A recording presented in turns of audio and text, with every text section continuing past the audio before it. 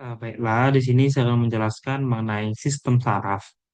Nah, sistem saraf itu merupakan sistem organ yang paling kompleks, kompleks dan juga vital. Nah, sistem saraf ini itu berfungsi sebagai pusat kendali dan koordinasi. Jadi, sistem saraf ini merupakan eh, sistem yang mengendalikan atau mengkoordinasikan keseluruhan dari aktivitas tubuh kita. Contohnya itu, misal nih kita merasakan gatal di tangan, terus tubuh kita bereaksi untuk menggaruknya. Nah, itu merupakan salah satu kerja dari sistem saraf. Nah, komunikasi cepat di dalam tubuh itu menggunakan impuls saraf. Impuls, impuls saraf atau disebut juga sebagai sinyal listrik. Nah, yang dimana ini dibawa oleh neuron yang berfungsi untuk mendeteksi perubahan lingkungan dan meresponnya. Jadi ketika kita menerima suatu rangsangan seperti perubahan lingkungan, eh, sistem saraf kita akan memberikan respon yang akan kita lakukan sebagai respon terhadap perubahan lingkungan tersebut. Nah, komponen utama dari sistem saraf itu ada dua. Yang pertama, sistem saraf pusat dan juga sistem saraf tepi. Sistem saraf tepi. Yang pertama, kita akan membahas mengenai sistem saraf pusat. Nah, untuk sistem saraf pusat itu terdiri atas yang pertama ada otak dan sumsum tulang belakang. Belakang. Nah, otak itu berfungsi untuk memproses memproses keputusan keputusan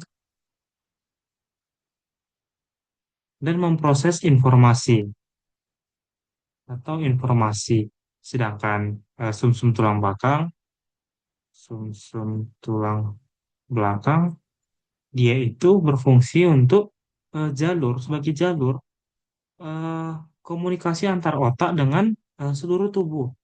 Jadi otak yang merespon, sumsum tulang belakang itu sebagai jalur atas respon otak kepada seluruh anggota tubuh.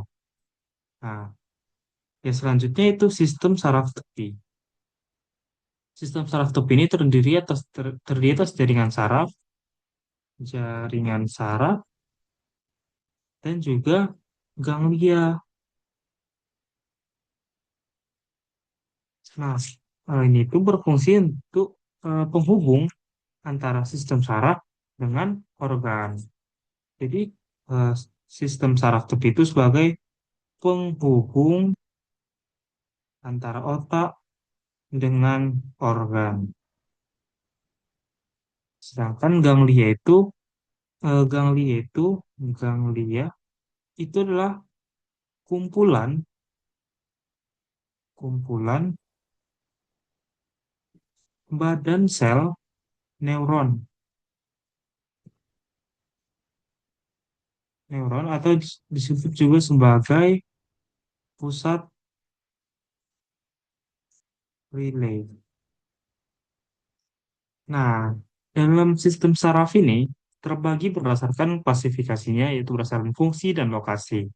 Nah, berdasarkan fungsi itu terbagi atas beberapa yaitu ada saraf sensorik, sensorik, kemudian ada motorik dan juga yang terakhir itu campuran. Yang pertama yang kita bahas adalah sensorik. Sensorik itu berfungsi untuk membawa informasi dari reseptor menuju sistem saraf pusat atau yang tadi adalah otak dan sumsum tulang belakang. Sedangkan yang motorik, sistem saraf motorik itu berfungsi untuk membawa informasi dari sistem saraf pusat ke organ ke organ reseptor ke organ reseptor.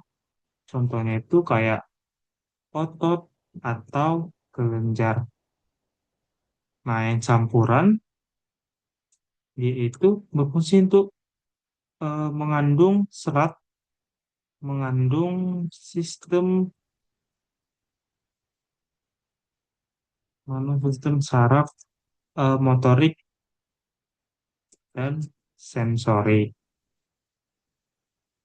Jadi yang tadi yang sensor itu membawa informasi dari reseptor, misalnya yang dari tangan itu kita bawa ke otak atau informasinya. Sedangkan yang sistem saraf motorik itu dia membawa informasi atau respon yang telah diberikan dari otak ke reseptornya. Misalnya yang sensor itu membawa informasi, oh di tangan kita gatal. Nah, itu akan membawa informasi itu ke otak kita dan otak kita akan merespon. Nah, respon itu akan dibawakan oleh saraf motorik ke organ tangan kita, organ target atau reseptor kita yang tangan tadi. Sedangkan campuran itu adalah gabungan atau campuran dari antara sensorik dan motorik. Nah, kemudian yang berdasarkan lokasi itu terbagi atas dua, yaitu saraf kranial dan spinal. Yang pertama kita bahas adalah kranial. Nah, kranial itu terdiri atas 12 pasang. 12 pasang, yang dimana terdiri dari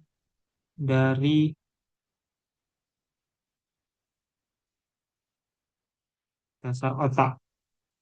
Bentar, kita sembunyikan dulu.